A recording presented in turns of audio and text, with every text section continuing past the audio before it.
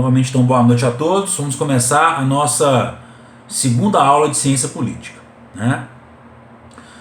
Vamos começar, queridos e queridas, com doutrinas políticas. Então, o que nós vamos estudar aqui? Nós vamos estudar o liberalismo, o capitalismo, o socialismo e a social-democracia. Primeira ideia que a gente tem é o seguinte: quando eu expliquei para vocês, se eu não me engano, história do direito, a gente falou da primeira Constituição do Brasil, salvo engano, em 1894. 1824. A Constituição do Brasil foi uma Constituição. Pergunto a vocês, como vocês vão lembrar.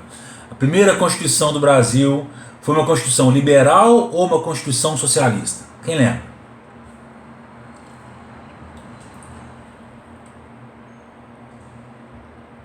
Pode chutar também, gente. Não tem problema não. A Marina falou liberal. E você, Rafael, o que você acha?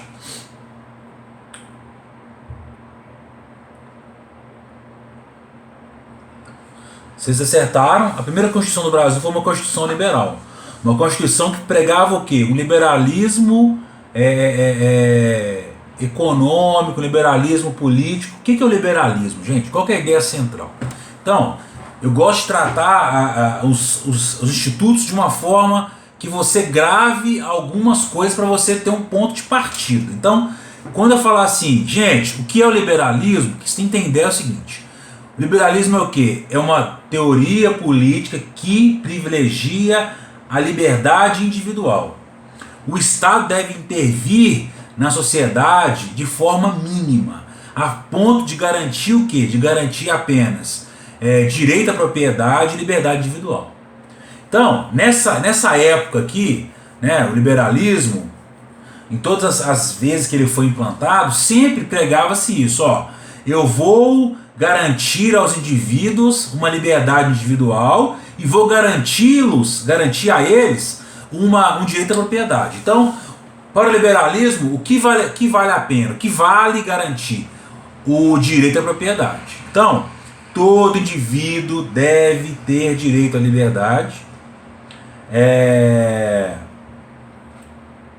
E todo indivíduo deve ter direito à propriedade. Então, se você tem um bem, o Estado deve garantir essa liberdade, deve garantir essa propriedade. Então, o Estado deve garantir a propriedade dos bens e não intervir nos bens, e deve garantir liberdade individual.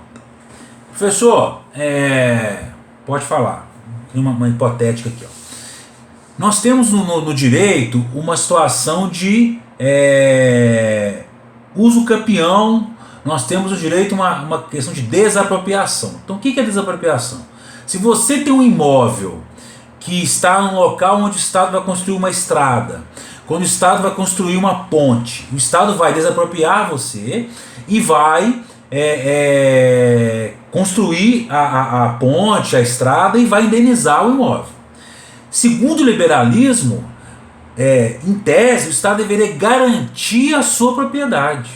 Então, a meu ver aqui, uma análise subjetiva, a gente pode dizer que para o liberalismo não seria aceito essa questão da desapropriação. O Estado não poderia intervir na propriedade privada, né? Quem foi o pai do liberalismo? O pai do liberalismo foi nosso amigo John Locke, que no século XVII defendeu essa teoria. Qual que foi a ideia central de Locke? Locke falou: primeira coisa, o Estado não deve interferir nas pessoas. O Estado deve ter uma interferência, se precisar, de forma mínima. Como que o Estado iria interferir de forma mínima? O Estado deveria interferir de forma mínima apenas para garantir a liberdade individual e garantir a propriedade. Essa, segundo a teoria de John Locke, seria a intervenção aceita para essa corrente. Repetindo, gente, para não ficar confuso. Liberalismo é uma teoria política que prega a seguinte coisa: o Estado deve intervir de forma mínima para garantir a liberdade individual e garantir o direito à propriedade. Só isso. Qual que seria um conceito? Vamos falar então de um conceito de liberalismo. O que é liberalismo? É um conjunto de teorias e princípios que defendem os indivíduos frente ao Estado. Nós temos, gente, uma relação Estado e indivíduos. Cada teoria política vai abordar essa relação de uma forma diferente. Para o liberalismo, qual é a garantia de um Estado não autoritário? É o Estado ser mínimo. É o Estado apenas garantir esses dois direitos. É o Estado não agir de forma ativa na sociedade, mas agir de forma passiva. O Estado do liberalismo, ele é um tutor. Ele é um condutor da economia. Ele vai conduzir, ele vai gerir. Ele não vai intervir com a mão pesada. Ok? Nós temos duas formas de liberalismo. O liberalismo político e o liberalismo econômico. Professor, qual seria o liberalismo político? O liberalismo político, ele reflete na relação entre Estado e indivíduo. Essa intervenção mínima do Estado na vida da pessoa, na sua liberdade individual, pode-se dizer que é uma intervenção, é um liberalismo político. Professor, o que seria o liberalismo econômico? É a relação de mercado, é a relação do Estado na intervenção do mercado. Quando eu tenho um Estado liberal, ele vai intervir de forma mínima. Ele não vai, por exemplo, ter uma carga tributária alta, ele não vai regular a concorrência, ele vai deixar os particulares se ativarem no mercado de forma ampla, talvez irrestrita. Ok? Gente, alguma dúvida até agora? Tá tranquilo? E aí? Então, vamos lá, continuando então. Princípios básicos do liberalismo. Primeiro, defesa da propriedade privada. Gente, eu sou um pouco repetitivo às vezes, mas eu preciso que vocês, nesse primeiro momento, memorizem as coisas. Então, professor, você já falou 15 milhões de vezes que o liberalismo defende a propriedade privada. Vou falar mais 86 mil vezes, porque eu preciso que você grave isso. Você não vai gravar hoje o conceito de liberalismo. Talvez não vai gravar, mas você tem que ter algumas ideias centrais. Se você um dia, quando você for fazer um concurso, uma redação, uma prova dissertativa, e você precisar de dissertar sobre isso, talvez você não vai ter o conceito na sua cabeça.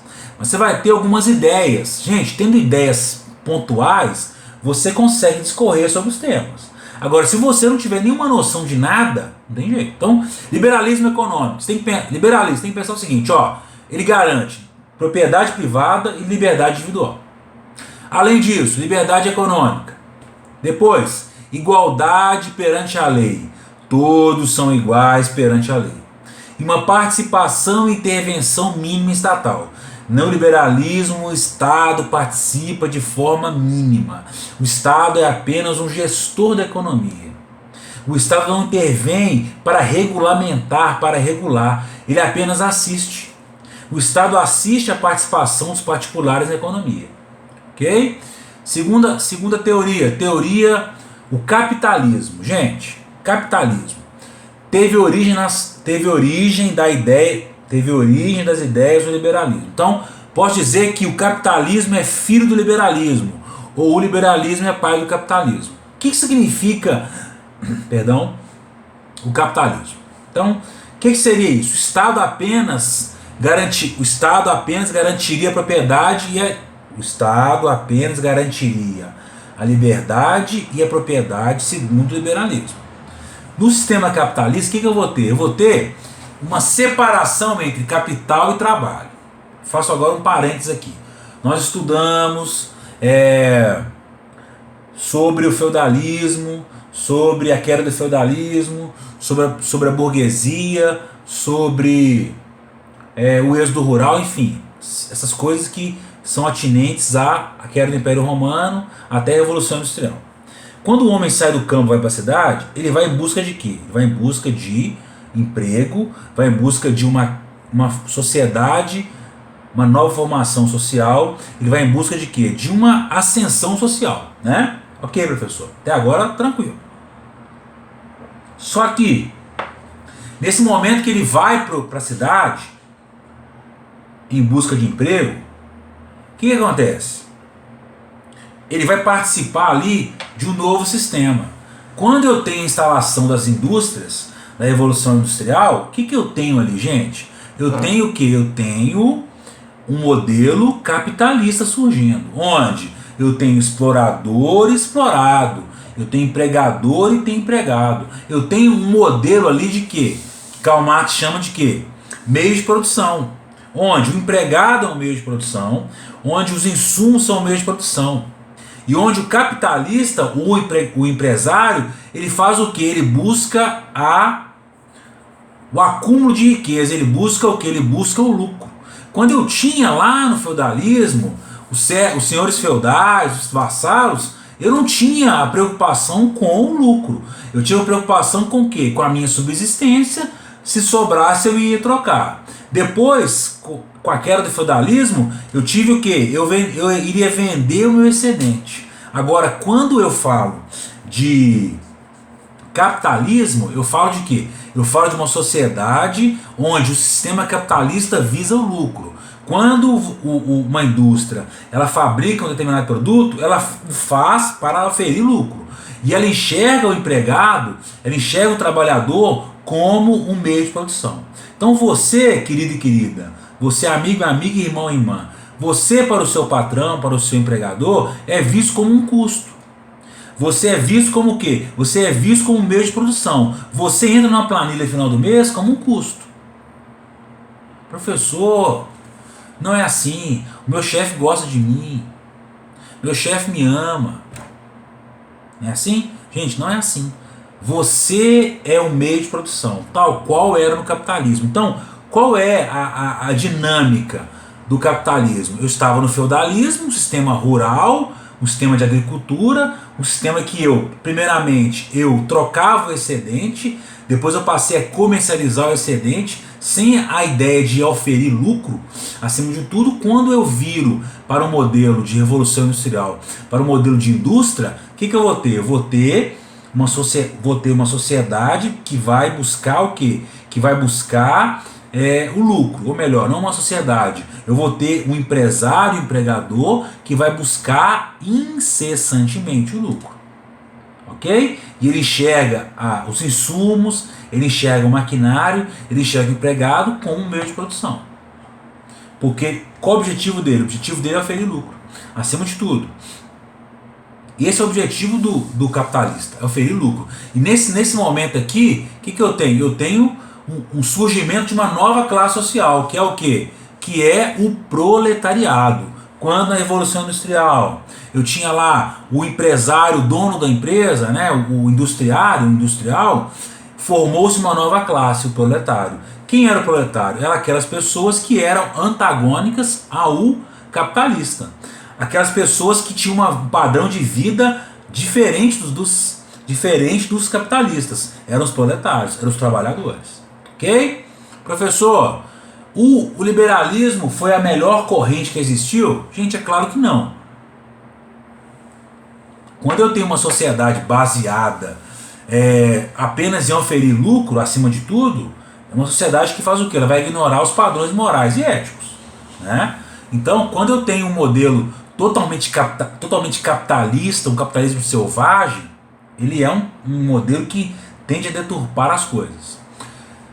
É um fato histórico que onde o capitalismo ele teve uma queda brusca, né, tal qual o liberalismo, foi em 1929. Gente, o que aconteceu no ano de 1929? Quem lembra aí?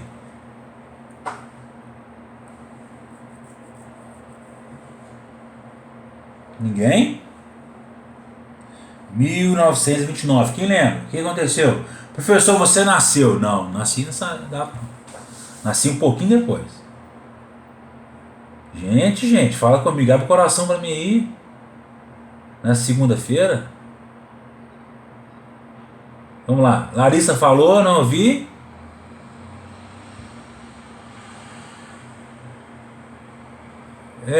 Mais ou menos. Mariana.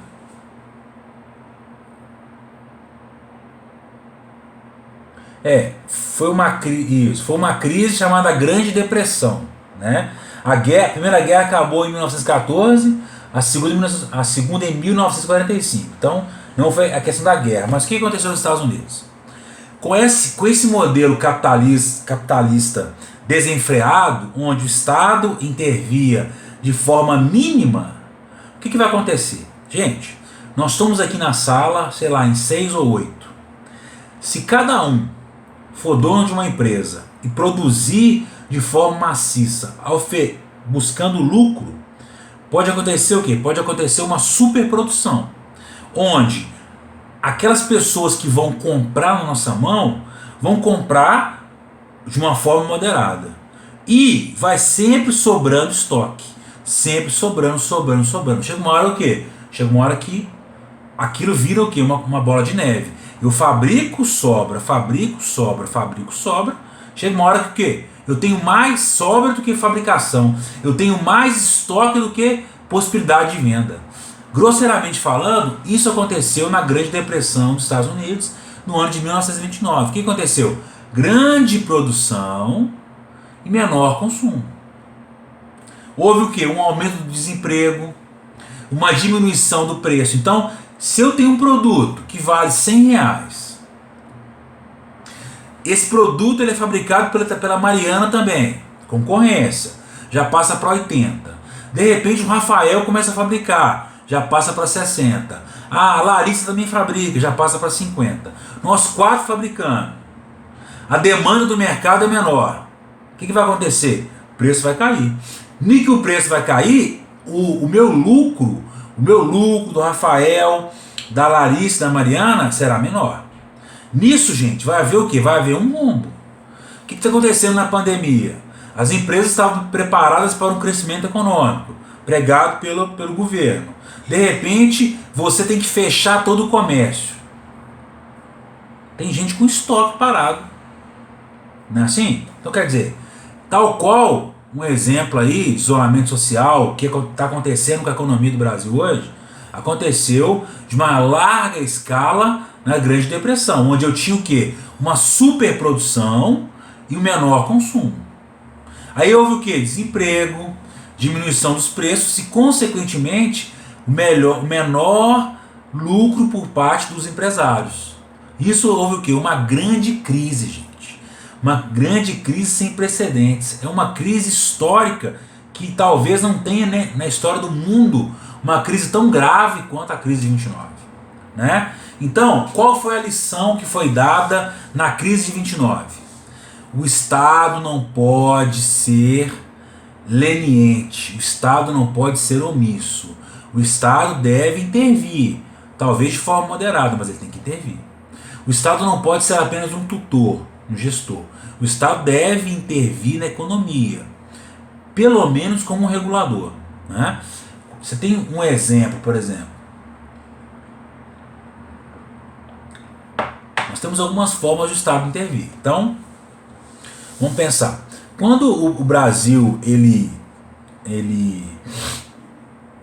quando o governo edita uma lei de cunho econômico para proibir como é que fala? A formação de cartel. O que é o cartel? Várias empresas se unem para poder dominar o mercado. Isso é o quê? Uma intervenção na economia de forma ativa. Quando o Brasil, por exemplo, o Brasil produz petróleo pela Petrobras. A Petrobras é uma empresa estatal de sociedade de economia mista. Né? O governo tem a maior parte das ações da Petrobras. A Petrobras, além de ser uma empresa que ela extrai o petróleo, né, e afins, ela também participa efetivamente do mercado. Porque você vê lá, postos BR, os postos BR são da Petrobras. Por que, gente, que a Petrobras ela está no mercado?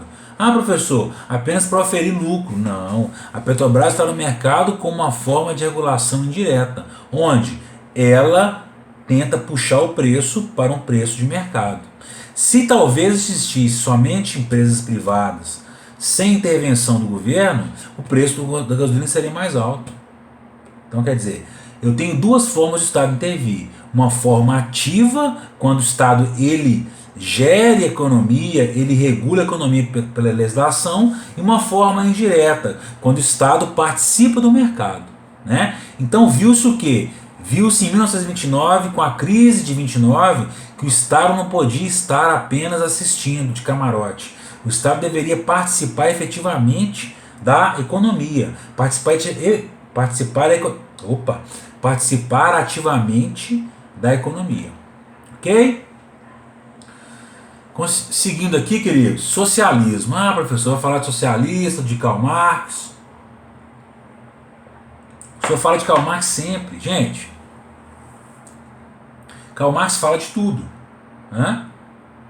E como ele é um escritor, como foi um teórico, enfim, doutrinador, como queira, ele sempre se contrapôs à ideia que prevalecia à época, né? Marx era comunista, socialista e criou uma teoria contrária ao capitalismo. Então, capitalismo e socialismo são correntes antagônicas, elas não se bicam, ok? Os grandes pensadores, os principais pensadores do socialismo são Marx e Engels. Gente, qual que é a ideia central do socialismo? O que Marx pregava? Professor, se você fosse falar em uma frase o que Marx pregava, qual que era a ideia central de Marx? Qual que é a ideia central? Marx pregava o seguinte: Marx pregava que deveria haver uma extinção da propriedade privada dos meios de produção. Deveria haver uma extinção da propriedade privada dos meios de produção. Professor, é uma frase complexa. Sim, vamos fracionar. Gente, quando eu falei com vocês, falei com vocês, na Revolução Industrial, os empresários, os industriais, eles faziam o quê? Eles utilizavam máquinas e mão de obra para oferir lucros. Que as máquinas, mão de obra, etc., são denominados meios de produção. O que o capitalismo prega? Esses meios de produção não devem ser privados. Esses meios de produção não devem pertencer a um grupo ou a uma pessoa, mas eles devem ser comuns. Então, quando eu tenho um meio de produção numa mão só, quando eu tenho um meio de produção num sistema engessado, o que eu vou ter? Eu vou ter exploração. Nesse caso aqui, nessa época, quem eram os detentores do meio de produção? Os detentores do meio de produção eram quem? Era a burguesia. A burguesia passou a controlar toda a parte comercial, toda a parte do capitalismo. A burguesia, com a ascensão da burguesia, após o feudalismo, após a queda do feudalismo, historicamente a burguesia sempre exerceu esse papel. Professor, quando você fala de burguesia, a burguesia existe no Brasil, existe nos dias de hoje? Gente, é claro que sim. A burguesia é aquela classe social que independe de quem está no poder para ganhar dinheiro. Se é o Bolsonaro, se é o Lula, se é a Dilma, se é o Temer, não interessa, eles estão ganhando dinheiro, porque eles são os legítimos os legítimos amigos do rei, né? Na Idade Média, os amigos do rei eram os nobres, né? Os nobres se beneficiaram de toda aquele aparato da monarquia dos reis. A burguesia, já uma classe que lutou por seu espaço, ela se beneficia sempre com o governo. Por quê? Todos os governos que passam pelo país, eles não mexem com os privilégios dos banqueiros, dos grandes empresários, né? No Brasil aí fala-se em déficit da Previdência Social, mas as empresas aí têm uma isenção fiscal gigante. A empresa que para de pagar INSS pode negociar, pode parcelar, pode ter anistia da dívida. Então, sempre vai haver uma classe social que vai dominar. E, em tese, essa classe é a burguesia. Ok? Gente, países que aderiram ao socialismo: Cuba, Rússia, China, né? E alguns países da África. Até hoje, Cuba é socialista, a China também. A Rússia, digamos que é um misto, né? Quais são as principais características as principais características do socialismo? Primeiro, socialização dos meios de produção. Qual que é a ideia central? Qual que é a tese de Marx? Ó, nós vamos pegar esses meios de produção e vamos estatizar, ou seja, vai passar para o Estado. O Estado vai organizar toda essa situação, ele vai organizar toda a sociedade e vai entregar os meios de produção à sociedade. A sociedade, através do comunismo, iria gerir os meios de produção. É como se você pensar que nós aqui em sala de aula tivéssemos uma fazenda, onde cada produtor aqui iria produzir uma coisa. E nós iríamos trocar o excedente. Não haveria o quê? Não haveria um domínio de um externo, de alguém fora para conosco. Por quê?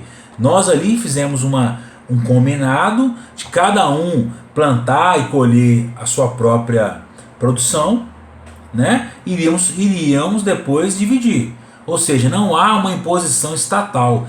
E essa é a ideia central de Marx, uma socialização dos meios de produção. Ou seja, não haveria mais um dono dos meios de produção. Todos nós, trabalhadores, seríamos donos. Ok? Primeiro, depois, se o capitalismo prega uma intervenção mínima do Estado, em tese, para contrapor a ideia do capitalismo, Marx prega o quê? Uma intervenção intensa do Estado. Uma intervenção intensa do Estado. O Estado deveria intervir de forma intensa para regular e para regulamentar a economia com mãos fortes e firmes. Ok? Outra característica para o nosso amigo Karl Marx: não iria existir o que? Divisão de classes. No socialismo não há divisão de classes entre fortes e fracos, ricos e pobres, e etc. Haveria o que? Haveria uma sociedade igualitária. Uma sociedade onde todos iriam ganhar a mesma coisa, todos iriam viver da mesma coisa. Ok? Tá agora uma dúvida? Tranquilo, gente? Isso aí? Sim, ninguém falou nada. Gente, maravilha. Ó, já falei com vocês aí em outras aulas que no direito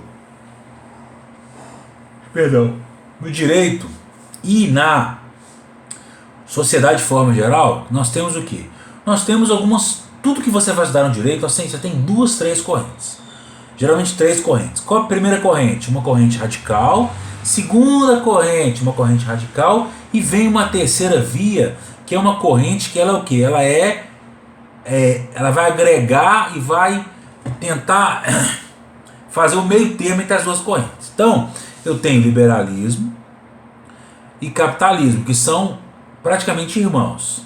Eu tenho o socialismo, que é uma ideia antagônica frente aos dois. E eu tenho a social-democracia. Professor, o que vem a ser a social-democracia?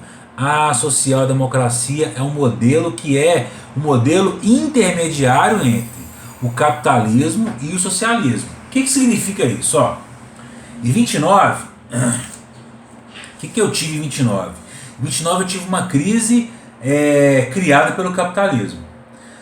E essa crise mostrou que um Estado que não intervém na economia, mesmo que de forma moderada, ele perde o controle, né?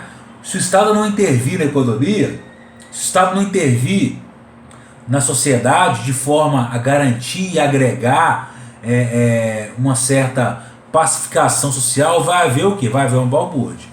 Então, o que a social-democracia prega? Ela prega o quê? Ela é uma via intermediária entre o capitalismo selvagem e o socialismo revolucionário. Professor, você falou 2 coisas agora que você não explicou pra gente. Então, o que é o capitalismo selvagem? Aquela teoria que faz o quê? Vamos buscar o lucro acima de qualquer coisa. Socialismo revolucionário é o socialismo pregado por Marx. Que ele prega? Ó, para que o proletário tome o poder, eles devem se armar e ir contra o regime, né? Então olha para você ver. Eu tenho 2 extremos aqui, né? Eu tenho aqui petista e Bolsonaro hoje, né? Que hoje é assim, se você não for Bolsonaro, você é petista. E vice-versa. Você ou é de esquerda ou é de direita. Você ou é A ou é Z. Você não pode ser M. Você não pode ser G. Tem que ser os extremos, né? Vivemos hoje uma polarização política. A política virou um clássico. Atlético, Cruzeiro, Grêmio, Inter, Flamengo e Vasco, enfim. Né? Você não pode mais discutir e conversar sobre política. Ou você se posiciona ou você é excluído. Só que isso aí é uma questão errada. Gente, a Constituição da República de 1988 é uma Constituição da República social-democrata. Por quê? Ela conseguiu juntar as duas coisas. Ela pegou ideias do capitalismo e também pegou ideias do socialismo. Quando ela traz direitos sociais, quando ela traz direitos humanos, quando ela traz uma regulação, por exemplo, deixa eu ver aqui, direitos sociais, o trabalho digno, direito ao trabalho digno, direito aos benefícios previdenciários, isso é o quê? Isso é uma ideia social, uma ideia socialista. Quando ela prega liberdade econômica, quando ela prega liberdade de ofício, liberdade de trabalho, ela tem o quê? Ela está buscando ideias do liberalismo. Então a nossa Constituição da República, ela é uma Constituição social-democrata, ela é uma Constituição mista, é uma Constituição que tem ideias capitalistas e tem ideias socialistas. Ok? Então, o que vem a ser então a social-democracia? Ela nasceu com o quê? Ela nasceu com a ideia de aprimorar ou aperfeiçoar o capitalismo com uma pitada de socialismo. Né? O que vem a ser essa pitada de socialismo? A pitada de socialismo são o quê? São os direitos sociais. Uma Constituição liberal, gente, não vai ter a previsão de direitos liberais. Nós vivemos um país hoje que a direita ganhou notoriedade, ela está no poder, né? E a direita ela tem um certo problema, uma certa amargura contra as leis trabalhistas. Tudo que é direito social, a direita quer tirar, porque ela acha que é custo. Então, estou estudando a reforma trabalhista, de novo, né, fazendo um curso específico disso. Gente, cada coisa que eu vejo, meu Deus do céu. Michel Temer, ele conseguiu dar uma facada na CLT. Ele conseguiu sangrar a CLT, ele conseguiu ele conseguiu destruir um projeto maravilhoso de proteção do trabalhador. Ah, professor, mas tem que haver uma reforma assim, não pode haver essa enxurrada de ações trabalhistas, não pode ter essa avalanche de situações que vão em desacordo ao empregador. Gente, quando o empregador ele cria uma empresa, ele está sujeito a ônus e bônus, né? Ele está sujeito ao quê? Ele vai oferir lucro, mas também ele tem que entender o seguinte, que o negócio dele, se ele for ter empregado, tem que haver um respeito à legislação, tá? Então quando eu falo assim, professor, a social-democracia ela é o quê? Ela é um capitalismo com uma pitada de socialismo. É isso, ela vai juntar as duas coisas. Essa, gente, é a minha corrente política. Eu me filio à social-democracia. Professor, fala, o PSDB é um partido social-democrata? No nome, sim, partido social-democrata, mas na prática, não. O PSDB é o partido liberal, ou centro-direita. Ele já foi há muito tempo atrás, talvez quando ele foi fundado, com essa ideia de social-democracia, mas na prática hoje não. Ok? Queridos, continuando aqui, formas de governo. Vamos lá.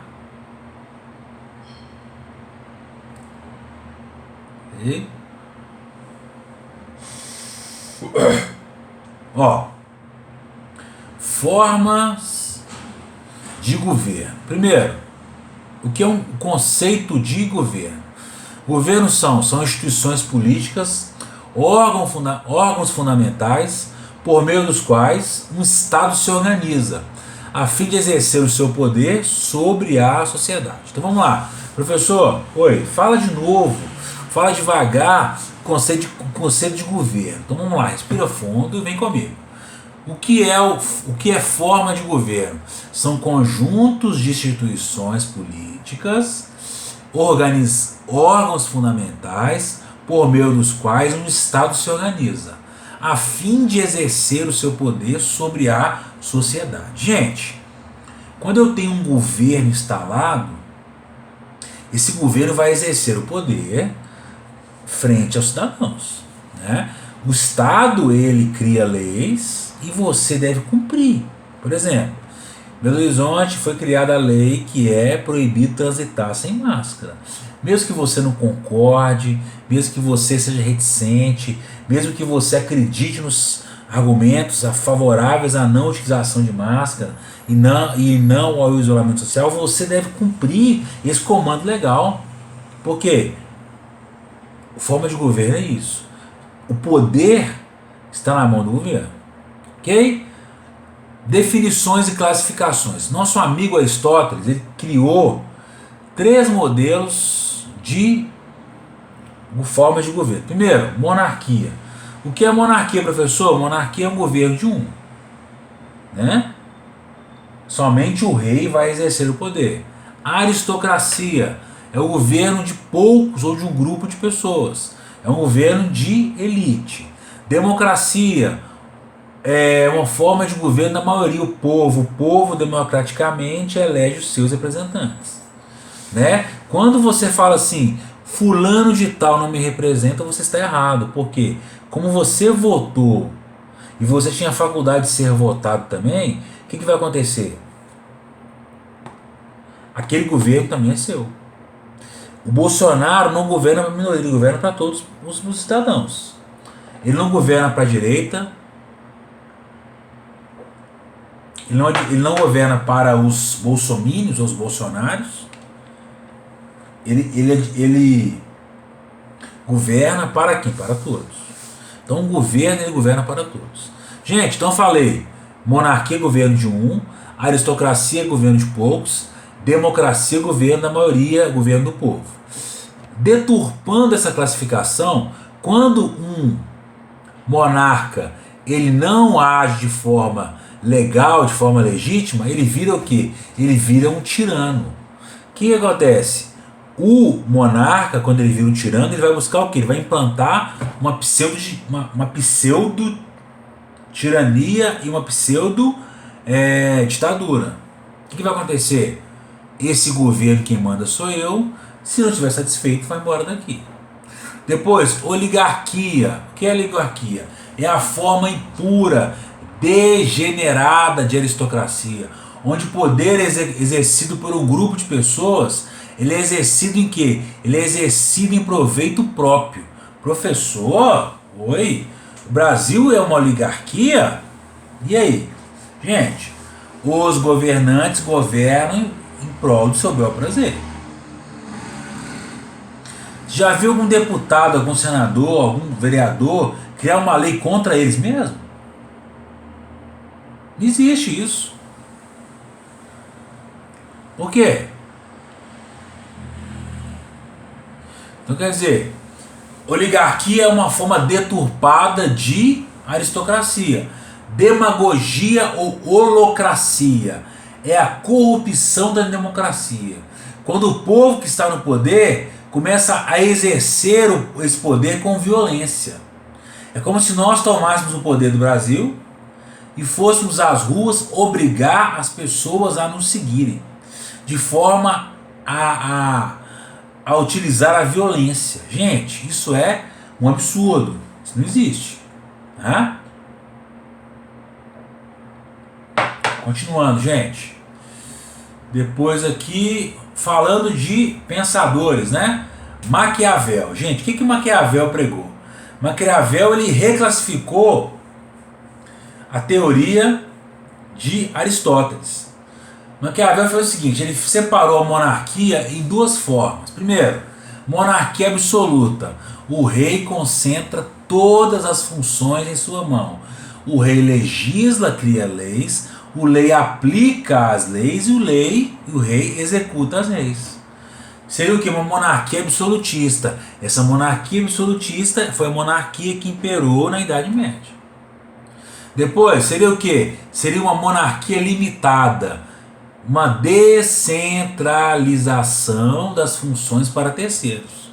Quando eu tenho uma monarquia parlamentarista, é uma espécie de monarquia limitada, onde eu tenho o rei, que é o chefe de Estado, e tenho o primeiro-ministro, que é o chefe de governo. Onde eu tenho o poder central, o poder figurativo nas mãos do rei e o poder de fato nas mãos do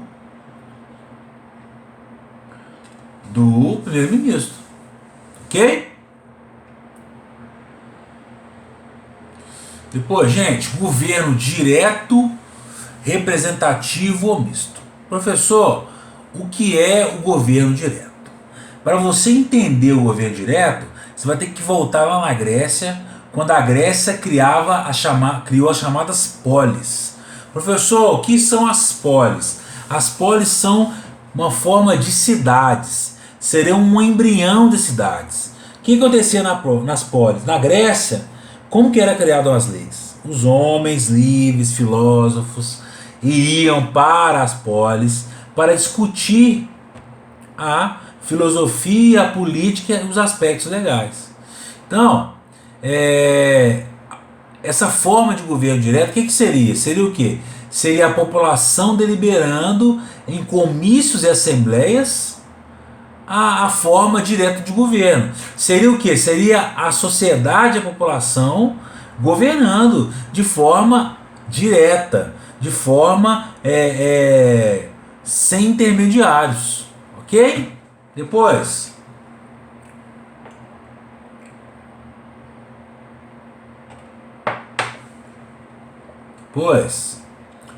governo representativo.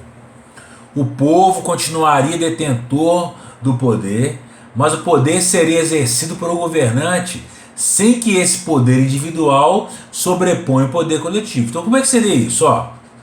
O povo continua com poder, mas o poder seria exercido por um governante, que não iria privilegiar os interesses individuais em detrimento dos interesses coletivos. Então ele iria salvaguardar, ele iria proteger os interesses da coletividade. Ok? O que seria o quê? Depois, forma de governo misto. O que é uma forma de governo misto? Seria o quê? Democracia participativa. O governo seria formado e representado o quê? Pela sociedade. A sociedade iria participar, iria fiscalizar de forma mais ampla. De novo, professor, oi. O que é uma forma de governo misto? Seria o que? Uma democracia participativa. O povo iria escolher os seus representantes e também iria participar de alguma forma na elaboração dos projetos e das leis. Quando eu tenho a instituição na Constituição dos conselhos, Conselho de Previdência Social, Conselho de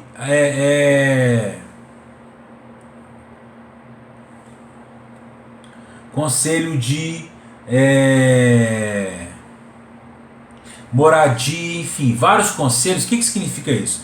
Significa a sociedade civil participando efetivamente do governo. Quando, gente, eu tenho aqueles orçamentos participativos, quem lembra disso? No meu bairro tem um orçamento participativo onde irá construir uma praça ou uma escola. Quem vai votar e quem vai escolher é a sociedade, né? Então quer dizer, isso é uma forma de governo participativo. Então, senhoras e senhores, vamos falar agora de unicameralismo e bicameralismo. Professor, o que é isso? Vamos lá. O Brasil, nós temos o que? Nós temos o Congresso Nacional. O que é o Congresso Nacional? O Congresso Nacional é o que? É o Senado mais a Câmara. Ok?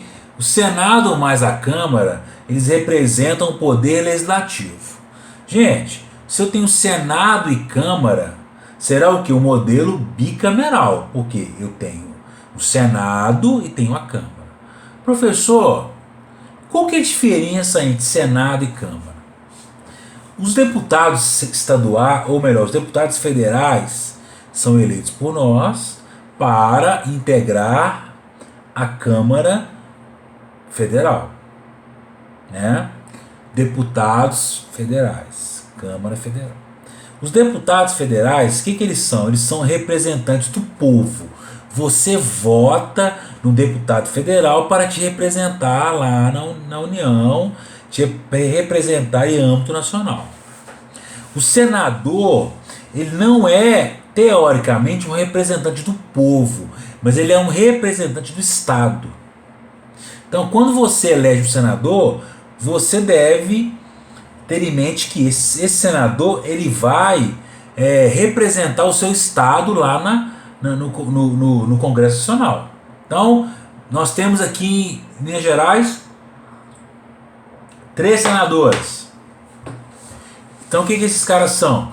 Eles são representantes do governo, do Estado perante a União.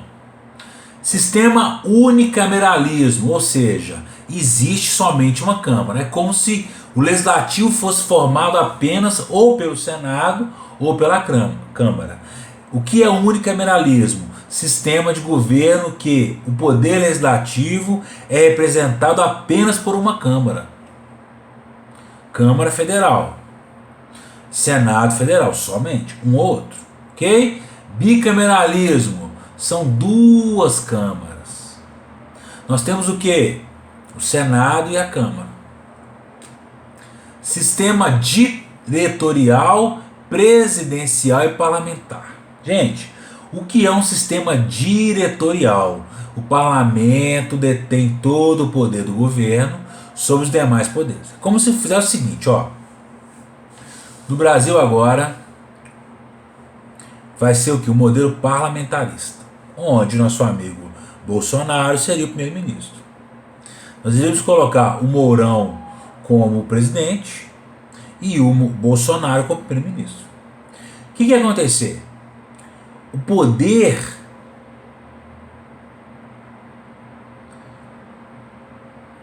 do parlamento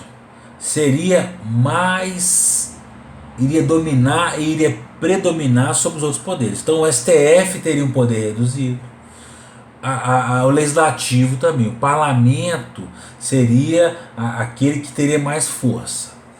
Presidencial, que é o sistema presidencial, ele surgiu no século XVIII dos Estados Unidos. Qual o objetivo do sistema presidencial? Gente, o sistema presidencial tem o objetivo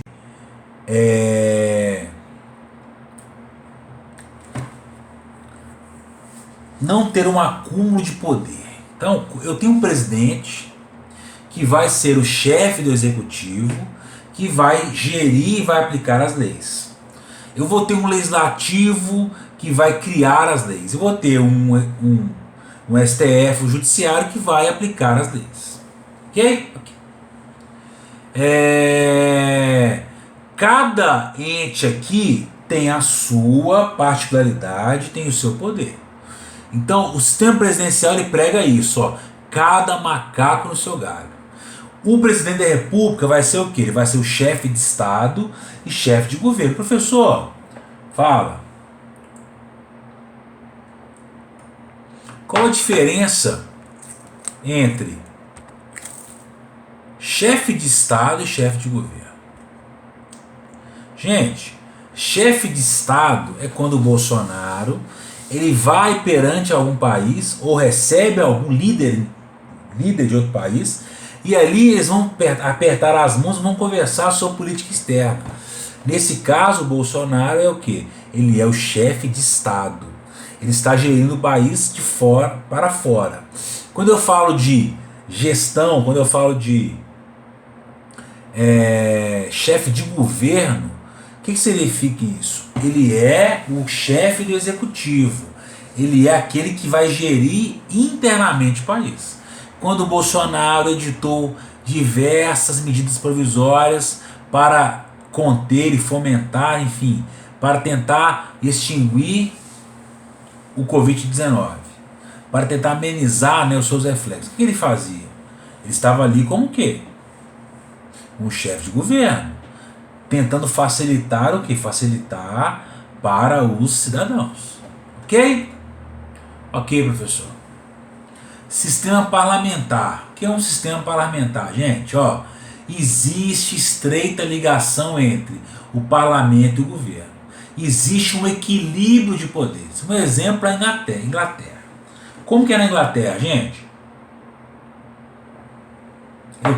Eu tenho a rainha, que é a chefe de Estado, e tenho o primeiro-ministro, que é o chefe de governo.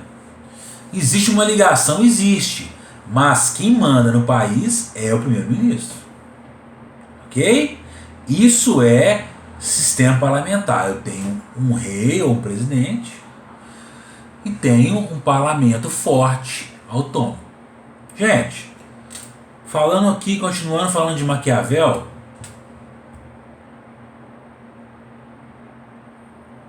o que Maquiavel pregou? Ó, para Maquiavel, a ideia central é o quê? A vida política tem regras e dinâmicas próprias, independentes. O que Maquiavel falou? Os fins justificam os meios. Quando eu tenho um presidente, um governador, uma liderança que quer se manter no poder, ele poderá usar de meios espúrios para garantir o poder. Falamos isso aí na aula passada, não foi? Nosso amigo Maquiavel falou isso, ó. Para o governante ser bem sucedido, para ele deter o poder, ele vai ter que separar a vida secular dele da vida profissional. Ele vai ter que fazer o quê? Quando ele vai gerir o país, ele vai ter que deixar os seus padrões morais lá fora e atuar de forma, digamos, até irrestrita.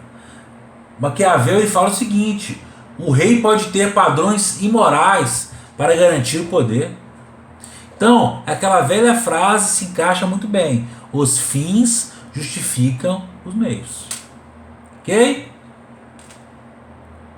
Gente, depois, outro pensador.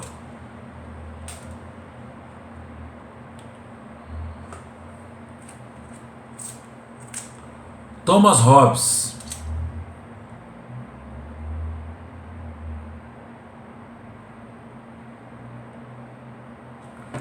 Thomas Hobbes fala o seguinte: Thomas Hobbes ele escreveu a obra O Leviatã e ele diz o seguinte: o homem é o lobo do homem. O que significa isso? Se nós, homens, somos os lobos dos próprios homens, se nós ficarmos soltos, sem qualquer regulação externa, o que vai acontecer? O caos.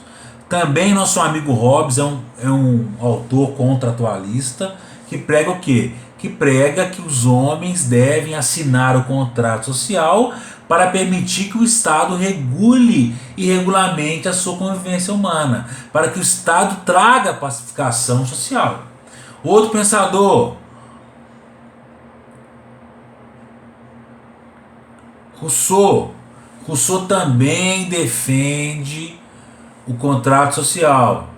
Os homens nascem livres e a natureza dessa liberdade torna a sociedade, às vezes, uma forma de uma liberdade irrestrita. Então, os homens eles abrem mão dessa liberdade restrita para que o Estado regulamente. Eles ainda vão continuar com o poder, mas um poder indireto. Quem vai mandar é o Estado. Ok? Gente, alguma dúvida aí? Alguma questão? Gente, unidade 3 é bem curtinha. Vamos falar de dois autores, de Karl Marx e de Gramsci. Gente, Karl Marx, ele é um grande expoente da produção literária, da parte econômica, da parte social, da parte filosófica, da parte sociológica. Ele sempre que você for estudar qualquer matéria ligada a ciências humanas, você vai estudar Karl Marx. Né? Karl Marx tem a ideia central. Então, o que eu sempre falo com os meus alunos? Gente, quando você for falar de Karl Marx, você tem que ter a ideia que Karl Marx sempre analisa a sociedade de forma assim, ó. Não é a dança da mãozinha, é uma forma de que, ó, dominador e dominado, explorador e explorado, capitalista e proletariado. Né? Então, há uma disparidade, há um conflito de classes, onde o capitalista domina o proletário. Né? Qual é a concepção, gente, de Estado para Marx? Professor, qual é a concepção de Estado para Marx? Pasme, Marx fala o seguinte: O Estado é um instrumento de domínio. O Estado serve de aparelho para a classe dominante exercer o seu domínio frente à classe menos favorecida. Segundo Karl Marx, o Estado legitima a exploração. Segundo Karl Marx, o Estado fomenta a exploração. Segundo Karl Marx, o Estado, ao invés de intervir na economia, de salvaguardar e preservar direitos sociais, o que o Estado faz? Ele é um fator de quê? Ele é um fator de dominação. Né? Então o que Karl Marx prega? Para Karl Marx prega a extinção da propriedade privada, a extinção do Estado. Né? Ao contrário desse modelo capitalista, ele propõe o quê? Propõe uma ditadura do proletariado, onde aqui seria uma fase de transição. Então, vamos pensar, se nós fôssemos trabalhar a teoria de Karl Marx hoje, como é que ele ia fazer? O Brasil iria acontecer o quê? O povo iria tomar o poder, nós iríamos nos instalar numa forma aí de sociedade mais harmônica, e nós iríamos o quê? Nós iríamos passar dessa fase de um Estado regulador para a inexistência do Estado. O que significa isso? Socialismo, o Estado toma o poder e vai aplicar as teorias socialistas. Quando ficou pronto, eu tenho o comunismo. O que vai acontecer? O Estado vai ser extinto e os homens irão produzir o quê? A ditadura do proletariado. Professor, isso é muito lindo, mas é utópico demais. Nunca vai acontecer isso. Gente, nosso amigo Gramsci, ele foi o fundador do Partido Socialista na Itália. Então imagina a Itália numa época bem fascista, né? Fascismo imperando. Eles odiavam qualquer manifestação comunista, socialista, enfim. Mas Antônio Gramsci, ele se opôs ferozmente contra aquela política da Itália. Então, o que nosso amigo falou? Ele era filósofo, cientista político e comunista e antifascista. Então, ele odiava aquela conduta, aquele tratamento exagerado, exacerbado na Itália. Qual é a teoria central, gente, de Gramsci? Ele era comunista, tal qual Marx. Ele pregava o quê? Ele pregava que a sociedade tinha o poder. Então é como se nós, eu, Larissa, Mariana, Rafael e demais, tivéssemos o poder na mão, né? E nós, de certa forma, iríamos aceitar as coisas como estão. Se nós chegássemos a um consenso que a situação não está tão boa, a situação não está tão agradável, nós iríamos o quê? Nós iríamos nos unir e tomar o poder. Esse poder, segundo Gramsci, está na sociedade civil. Então o Estado, ele exerce o poder porque a sociedade civil permite. Se a sociedade civil quiser tomar o poder, ele irá tomar. Então essa é a teoria de Gramsci.